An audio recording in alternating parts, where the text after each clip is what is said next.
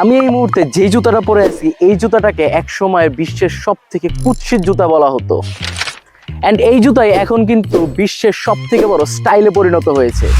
হ্যাঁ, আমি বলছি ক্রক্সের কথা। 2002 সালে 3 জন বন্ধু বোটিং করতে ঘুরতে যায় এবং সেইখানে তাদের মধ্যে একজন বন্ধু একটা আরামদায়ক জুতা বের করে। তবে প্রথমবার সেই বাকি 2 জন বন্ধু এই জুতা দেখেও হাস্যরসে উড়িয়ে দেয়।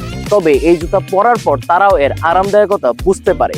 পরবর্তীতে এই 3 জন এই জুতাকে ব্যবসায়িকভাবে নামানোর চিন্তা করে এবং তারা 200 জোড়া জুতা তৈরি করে এই জুতা বিক্রি করার জন্য। প্রথমবারের মতো এই জুতা খুবই সাকসেসফুলি বিক্রি হয়ে যায়। ক্রক্স কিন্তু এমনি এমনি সেল হচ্ছিল না, ক্রক্স কিন্তু খুবই আরামদায়ক। ক্রক্স জুতাটা আরামদায়ক হওয়ার অন্যতম একটা রিজন ছিল ক্রসলাইট ফোম ইউজ করা হয় এই জুতাতে, যেই কারণে এই জুতাগুলো খুবই হালকা, খুবই কমফোর্টেবল এবং ওয়াটারপ্রুফ হয়ে থাকে। ক্রক্স জুতার নামকরণ করা হয় কিভাবে জানেন? ক্রক্স জুতাটা প্রথমত দেখতে মনে হয় কিন্তু ক্রকোডাইলের মাথার মতো, অর্থাৎ কুমিরের মাথার মতো, যার কারণেই এইটার নাম ক্রক্স দেওয়া হয়। এবং এখানে অসংখ্য ফুটা থাকে যেটা ক্রকোডাইলের মাথার মধ্যেও থাকে। 2022 সালে ক্রক্স জুতা সেল হয় 11 কোটিরও বেশি ইউনিট। ক্রক্স কিন্তু পরবর্তীতে বড় বড় ব্র্যান্ডদের সাথে কোলাবোরেশন করে, যেমন ব্যালেন্সিয়াগা, স্পাইডারম্যানের মতো বড় বড় ব্র্যান্ডদের সাথে কোলাবোরেশন করে এবং তারা জুতা লঞ্চ করে।